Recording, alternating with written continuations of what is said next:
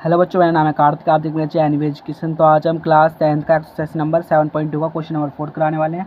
उससे पहले अगर आपने हमारा चैनल सब्सक्राइब नहीं किया तो सब्सक्राइब कर लीजिए। पूरी वीडियो आपको एंड तक देखनी है, सारे सवाल आपको अच्छे से समझ में आ सके। अगर आपने इसके पहले के पार्ट नहीं देखे हैं तो हमारे चैनल पर आप जाके देख सकते हैं। चलो कराते हैं इसका 4th पार्ट। तो इसमें हमें देखो क्या निकालनी है, रेशियो निकालनी है। क्या निकालनी है? रेशियो। आपको पता होगा रेशियो निकालने के लिए आपको रेशियो को पहले के रेशियो 1 मानना पड़ता है। ठीक है, इसी से हमारी रेशियो हमारी फाइंड होती है इस तरह से। तो हमने रेशियो को माना कि रेशियो 1। और देखो which the line of segment joining points. तो हमें लाइन ऑफ सेगमेंट के जॉइनिंग जो पॉइंट हैं वो दे रखे हैं। क्या दे रखे हैं पॉइंट? आपको यहाँ देख सकते हो क्या दे रखा है, -3, 10 और क्या दे रखा है हमें 6, -8 है ना। और उसकी जो डिवाइडिंग देखो इस डिवाइडेड बाय -1, 3। तो यहाँ पर कोऑर्डिनेट ऑफ सेगमेंट दे रखे हैं हम। कोऑर्डिनेट ऑफ सेगमेंट जो सेगमेंट करा रहे हैं बीच के कोऑर्डिनेट निकाले इन दोनों के। जॉइनिंग ऑफ कोऑर्डिनेट है हमारे यहाँ पर, ये जो हमारे सेगमेंट कर रहे हैं, देख रहे हैं डिवाइडेड जो डिवाइड कर रहे हैं। तो क्या आ गया यहाँ पर -1 और 6। और हमें रेशियो निकालनी है। रेशियो को हम क्या मानेंगे, के रेशियो 1। ये डिवाइडेड इन दोनों पॉइंट का क्या है, ये हमारे दोनों पॉइंट के जो एक कोऑर्डिनेट है हमारा जिससे रेशियो से फाइंड हुआ है, इसका कोऑर्डिनेट दे रखा है हमको। ठीक है, इन दोनों के जिससे हमारी रेशियो फाइंड होएगी।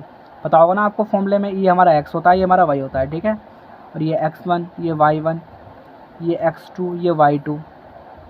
ठीक है, और ये m होता है और ये n होता है। इस तरह से हमारी वैल्यू यहाँ आएगी, हमारी रेशियो हमारी आएगी यहाँ पर। तो फॉर्मूला क्या होता है, x1m प्लस x2n है ना। डिवाइड में क्या होता है m प्लस n। इस तरह से हमारा फॉर्मूला होता है ना। अब इसकी रेशियो निकालेंगे। अब देखो हमारी x की वैल्यू कितनी दी है, देखो x की वैल्यू कितनी दी है -5। तो x की वैल्यू -5 रख दूंगा यहाँ पर। ठीक है, इस तरह से। अब x1 की वैल्यू कितनी दी है हमें, -3। ठीक है, इस तरह से मैंने -3 रख ली। m की वैल्यू कितनी दी है हमको, m की वैल्यू दी है k। इस तरह से मैंने m की वैल्यू रख दी क्या, k।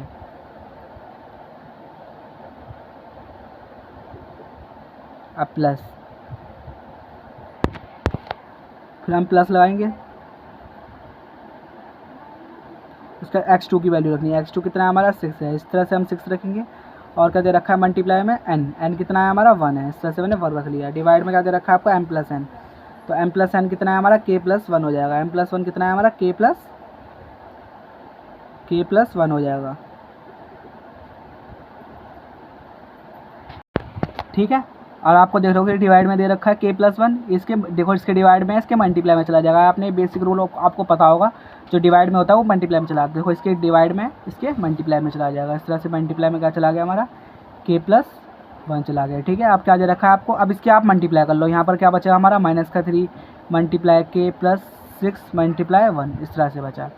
अब -1 की आप k में करोगे। आपको पता है ऐसी सिचुएशन में आप इसकी मल्टीप्लाई इससे करते हो, इसकी मल्टीप्लाई इससे करते हो। अब भाई -1 की आप k में करोगे तो माइनस क्या आएगा हमारा, इस तरह से है ना।